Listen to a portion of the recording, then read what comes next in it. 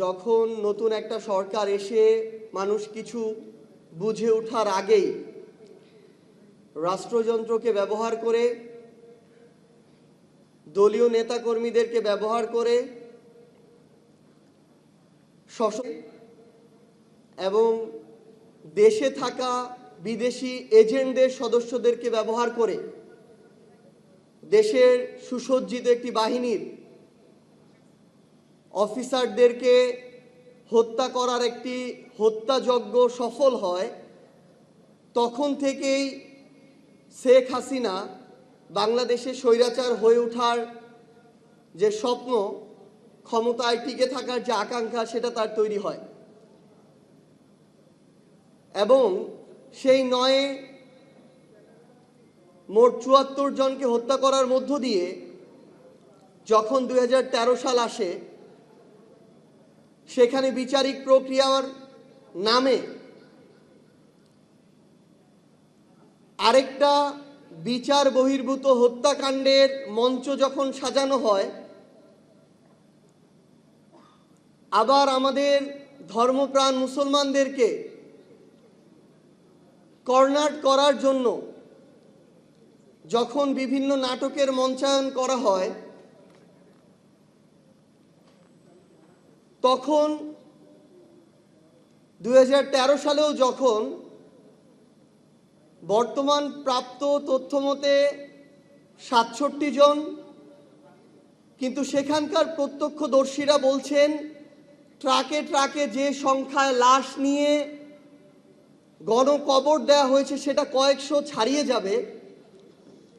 এত বড় গণহত্যার পরও যখন শেখ হাসিনা পার পেয়ে যায় এবং শুধুমাত্র মাদ্রাসার শিক্ষার্থীরা বলে, এতিম সন্তানরা বলে, আলেম ওলামারা বলে, মেইন স্ট্রিম পলিটিক্যাল গুরুত্বপূর্ণ পার্টিরা এটাকে উপেক্ষা করে যায়, তখনই কিন্তু শেখ হাসিনা, খুনি শেখ হাসিনা তৈরি হওয়ার ভিত্তিটা রচিত হয়।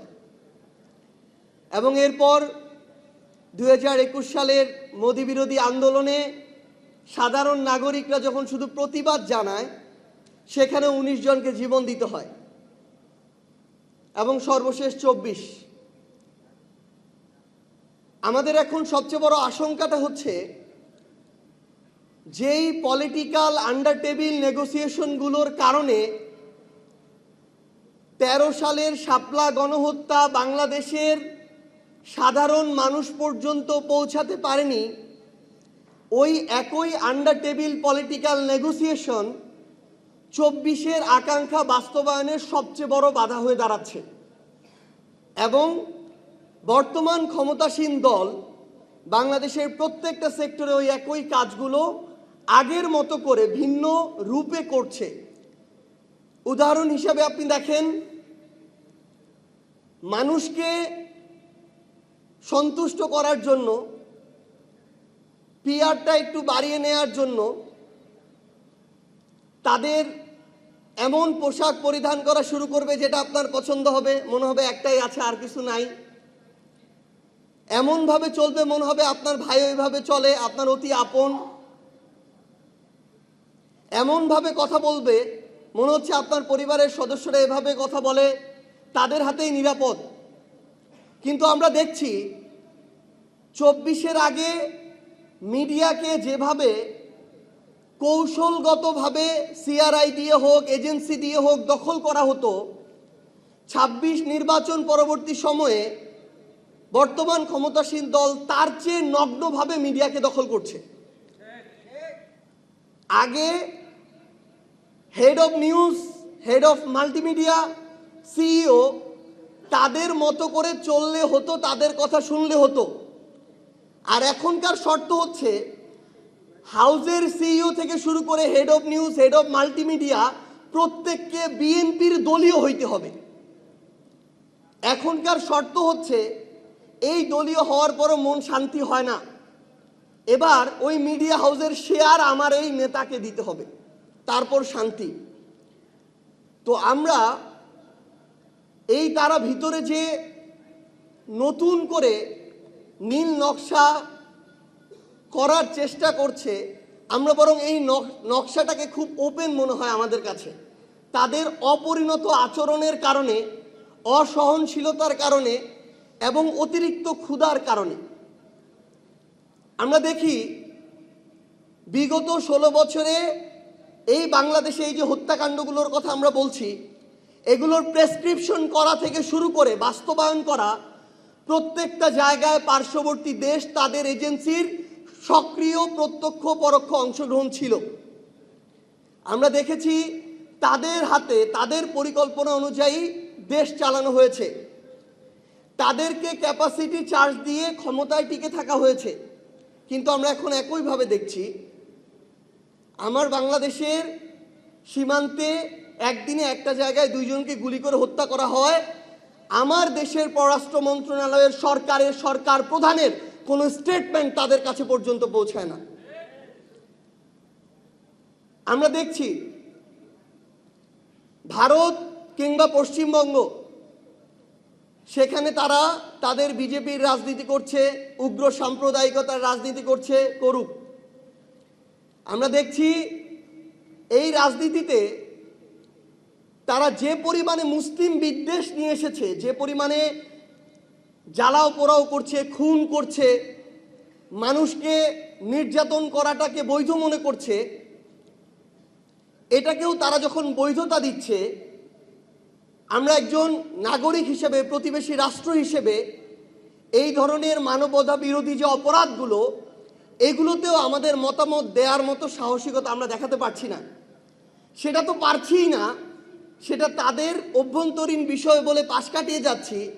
উপরন্তু আমাদের দেশকে নিয়ে, আমাদের দেশের সার্বভৌমত্বকে নিয়ে, স্বাধীনতাকে নিয়ে, সীমান্তকে নিয়ে যা ইচ্ছা তা বলে বেড়ানোর পরও যখন আমাদের স্বরাষ্ট্রমন্ত্রী বলে যে একটা রাজ্যের প্রধান বলেছে, সরকার তো বলেনি, তখন আমাদের জন্য এটা লজ্জার বিষয়। কারণ একটা রাজ্য প্রধান, একটা রাজ্য সরকারের বাইরে, রাষ্ট্রের বাইরে আলাদা কিছু না। কিন্তু আমরা ভারতকে উদ্দেশ্য করে স্পষ্ট করে কিছু কথা বলতে চাই।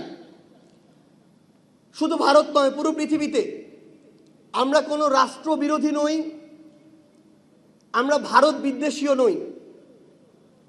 কিন্তু আমরা স্পষ্ট করে এটা বলতে চাই, শুধু ভারত নয়, পৃথিবীর যে কোনো দেশ আগামীতে যদি বাংলাদেশের দিকে আধিপত্যবাদের চোখ দিয়ে তাকাতে চায়, শোষণের মানসিকতা দিয়ে বন্ধুত্ব গড়তে চায়, সেই দেশের সাথে বাংলাদেশের কোনোদিন বন্ধুত্ব সম্ভব না।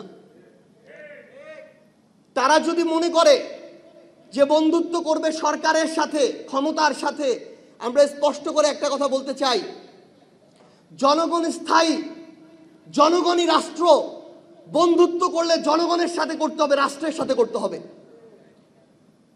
আগামীর বাংলাদেশে পৃথিবীর যে কোনো দেশ যদি চিন্তা করে কোনো সরকারকে ক্ষমতায় টিকিয়ে রেখে জনগণকে উপেক্ষা করে বাংলাদেশকে তাবেদারি রাষ্ট্র বানাবে, আমরা স্পষ্ট করে একটা কথা বলতে চাই, ওই সরকার আগামীর বাংলাদেশে কোনো দিন হতে পারবে না, ক্ষমতায় আসতে পারবে না, টিকতে পারবে না, যেই সরকার জনগণের আকাঙ্ক্ষাকে উপেক্ষা করবে।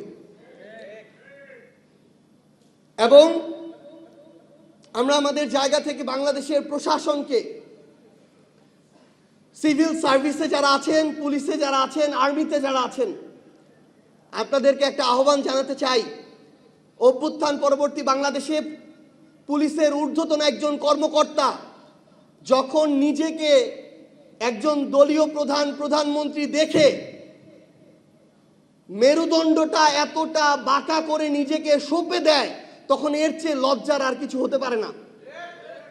আমরা তাদেরকে একটা জিনিস বলি, সেই অফিসার, আপনি আপনার সন্তানের কাছে খোঁজ নিয়েন। গতকালকের বক্তব্যের পর থেকে আপনার সন্তান কোথাও গিয়ে আর পরিচয় দিবে না যে আপনি এত বড় পুলিশের একটা এত বড় পদে বসে আছেন। কারণ ওই পরিচয় এখন তার জন্য হীনমন্যতার হয়েছে, লজ্জার হয়েছে। আমরা আহ্বান জানাই, এবার অনেকে পার পেয়ে গিয়েছে, কারণ আমরা আসলে পূর্বে এই অভিজ্ঞতার মধ্য দিয়ে যাইনি। কিন্তু এই অভ্যুত্থান এমন একটা অভ্যুত্থান, 5 বছরের শিশু থেকে 80 বছরের বৃদ্ধ এই অভ্যুত্থানে সরাসরি রাজপথে ছিল।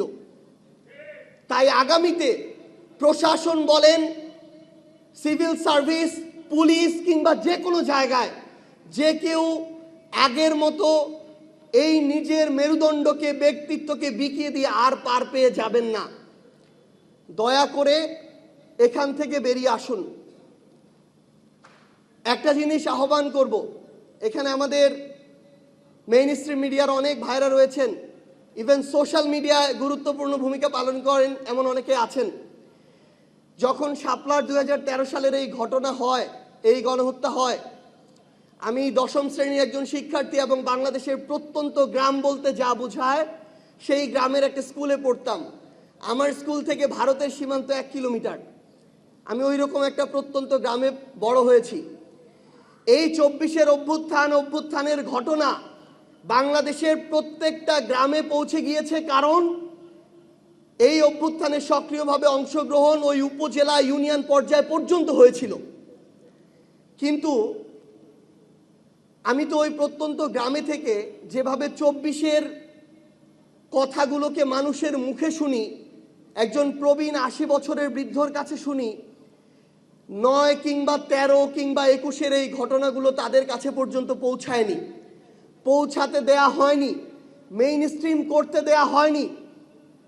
আমি আপনাদেরকে আহ্বান করব, এত বড় একটি গণহত্যা, এটা যেন এখন আপনাদের মধ্য দিয়ে বাংলাদেশের মানুষের কাছে পৌঁছায়। এবং শেখ হাসিনা তার সময়ে এখনো যারা তার চাটুকারিতা করে, বিবেকবোধ বিবর্জিত ওই তথাকথিত মেরুদণ্ড সম্পন্ন প্রাণীগুলো, তাদের পর্যন্ত এই বার্তাগুলো পৌঁছে দিতে হবে, এই বিভীষিকাগুলোকে পৌঁছে দিতে হবে। তাহলেই আমরা ওই যে বলছি যে আওয়ামী লীগ ফিরে আসতে পারে, যদি আপনি এগুলো তুলে ধরতে পারেন, পৌঁছে দিতে পারেন। আমি বলছি যে আওয়ামী লীগ বাংলাদেশে ফিরে আসতে পারবে না, এটা সম্ভব না। কারণ এখন অনেক মতভেদ থাকতে পারে, বিভাজন থাকতে পারে, কিন্তু যখন আবার ওই খুনি নির্দেশদাতা মুখটা সামনে আসে, আবার মানুষের ভিতরে একটা ক্ষোভ আসে, আক্রোশ আসে, এটা মুছে ফেলা, নিভে ফেলা এত সহজে সম্ভব না। তো পরিশেষে আপনাদের সবাইকে ন্যাশনাল ওলামা অ্যালায়েন্স থেকে শুরু করে আজকে এই দীর্ঘ